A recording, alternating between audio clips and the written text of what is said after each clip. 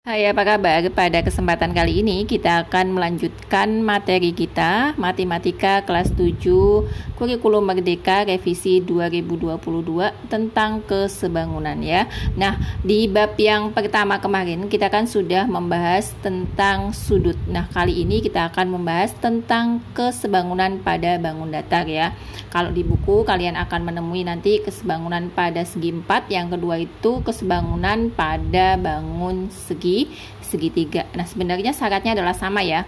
Yang pertama, untuk syarat sebuah bangun dikatakan sebangun itu adalah panjang sisi bersesuaian memiliki perbandingan yang sama. Ini adalah syarat pertama. Nanti kita akan coba uraikan dengan menggunakan contoh soal agar kalian lebih mudah memahami. Yang kedua adalah sudut bersesuaian itu adalah sama besar. Jadi ada dua syarat yang harus dipenuhi ya. Nah, contohnya bagaimana? Contohnya, misalkan nih, ada dua buah bangun ya. Sini misalnya contohnya ini adalah bangun segi empatnya saya menggunakan bangun jajak genjang. Ini tuh ada A, B, C, D. Yang kedua itu saya pakainya karena D, E, F ya, G dan H ya. Ada dua buah jajak genjang yang di sini nanti jajak genjangnya ini adalah sebangun. Nah, sekarang panjangnya yang untuk sisi alasnya yang kecil ini 6 cm, yang besarnya itu adalah 12 cm. Kemudian sisi miring sebelah sini adalah 3 cm. Yang satunya kita menggunakan berapa ini? 6 cm ya. Nah, untuk terpenuhi syarat pertama, kita coba ya, apakah dua buah bangun jajak genjang ini adalah bangun yang sebangun gitu. Yang pertama adalah panjang sisi bersesuaian itu memiliki perbandingan yang sama. Kita lihat AB itu adalah bersesuaian dengan EF ya. Jadi saya tuliskan di sini AB akan bersesuaian dengan EF ya. Berapa angkanya? Untuk AB-nya ini adalah perbandingannya sama ya. AB-nya itu adalah 6 cm, kemudian EF-nya itu adalah 12. 6 dibanding 12. Atau kalau kita sederhanakan itu nanti ketemunya adalah sama-sama kita bagi 6 ya, 1:2 ya. Nah, kemudian sisi yang BC, ini kan nanti kalau AB itu sama dengannya dengan DC karena sama ya panjangnya, kecuali bangunnya berbeda gitu kan. Sisi apa tadi? BC ya. BC itu bersesuaian dengan sisi FG. Untuk yang besarnya ya.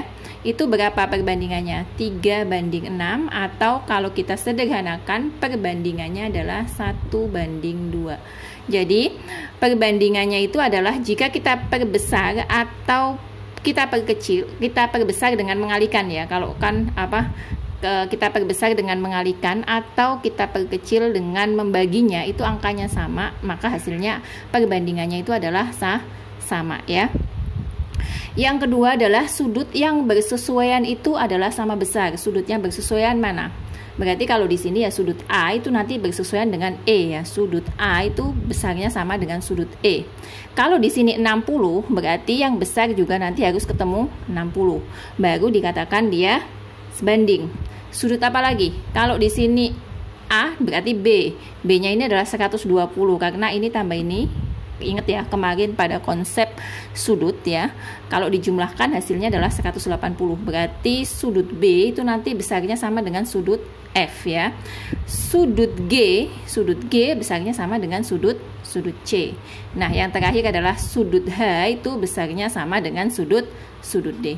Nah, jika dua syarat ini terpenuhi, maka bangun ini dikatakan sebagai bangun yang sebangun. Lalu bagaimana dengan pada bangun segitiga ya? Sama. Kalau kita lihat di buku, di sana ada ya tentang kesebangunan pada bangun segitiga. Misalnya, syaratnya harus terpenuhi tadi ya, panjang sisi bersesuaian memiliki perbandingan yang sama, dan yang kedua sudut yang bersesuaian memiliki perbandingan yang sama. Misalkan saya punya dua buah bangun segitiga siku-siku. Ini saya tulis A, B, C ya. D, E, F. Nah, ini ada dua buah bangun segitiga siku-siku. Yang pertama itu di sini 6 cm. Ini 8 cm. Ini berapa? Ini tuh besarnya panjangnya 10 cm misalnya. Ini 9 cm. Kemudian ini 12 cm ya. Yang ini adalah 15 cm. Nah, syarat yang pertama adalah panjang sisi yang bersesuaian memiliki perbandingan yang sama. Berarti kalau kita tuliskan sisi AB itu sama dengan sisi DE ya. Berarti AB itu sama dengan DE atau sebanding dengan DE. Berarti 6 banding 9 atau kalau kita sederhanakan adalah 1 banding 3. Kemudian sisi AC itu sebanding dengan sisi DF. Berarti berapa? 8 dengan berapa? Dengan 12. Nah, 8 dengan 12 kita sama bagi berapa tadi ya? Kita sama-sama bagi 3. Oh, salah, ini 2 ya, maaf.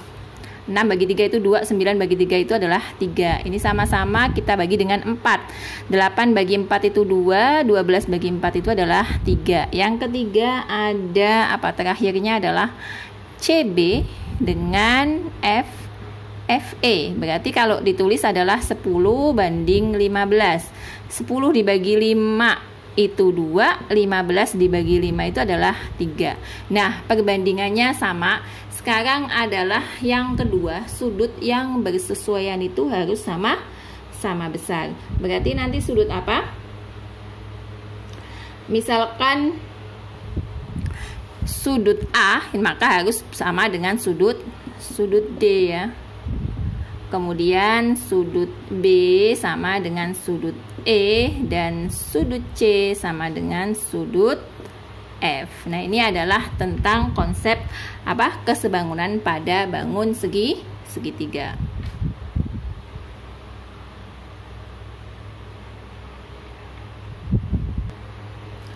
Oke, sekarang kita coba ke contoh soal ya. Misalkan nih ada segitiga ya, bentuknya seperti ini. Panjang AE-nya itu adalah 2 cm, AC-nya 8 cm, EF-nya 6 cm, yang ditanya adalah panjang EB. Nah, kita gunakan konsep kesebangunan yang tadi kita sudah pelajari ya pada segitiga. Nah, kita lihat di sini kan kita bandingkan saja dari segitiga ABC dengan segitiga EBF. Sehingga nanti untuk mencari EB itu kita gunakan perbandingan apa? AC atau kita pakai yang kecil dulu. EF itu sama dengan apa? EF itu kan sama dengan C dengan A atau saya tulis AC ya. Sama dengan AB ya. Atau kalau di sini EB ya, berarti kita tulis EB per apa? Per EB kan yang atas AB ya. Nah, tinggal kita masukkan angkanya. Tadi yang kita cari adalah EB-nya ya. Nah, EF-nya tadi berapa? E ke F tadi kan di sini E ke F itu kan 6. Kemudian A ke C-nya itu adalah 8. Nah, EB, E ke B ini kan tidak diketahui. Saya pakai misalnya X ya. Jadi X sama dengan A ke B itu adalah 2 ditambah dengan X ya. Jadi mana? 2 kan 2 cm. EB-nya kan tadi X, berarti 2 ditambah X. Nah, kita kalikan silang. 6 kita kalikan dengan 2 plus X. Berarti kita langsung aja 6 dikali 2 itu adalah 12 ditambah dengan 6 kali X. Berarti berapa? 6X ya. Sama dengan berapa? 8 kali X berarti 8X. Sehingga kita kumpulkan saja yang punya variabel X dengan variabel X yang tidak ada dengan yang tidak ada. Berarti kalau gitu kan 12 itu sama dengan 8X min 6X.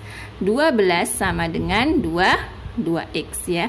Sehingga nanti nilainya saya balik ya, biar mudah dipahami. Sama dengan 12 sehingga nilai X-nya itu adalah 12. Kita bagi dengan berapa? Kita bagi dengan 2, jadi sama dengan 6 cm. Jadi nilai X-nya ini nanti ketemu 6 cm. Jadi untuk mencari atau menyelesaikan soal yang seperti ini, kalian bisa gunakan konsep kesebangunan yang tadi sudah kita pelajari. Demikianlah apa yang dapat saya sampaikan pada kesempatan kali ini. Semoga dapat dipahami dan sampai jumpa di materi selanjutnya. Terima kasih.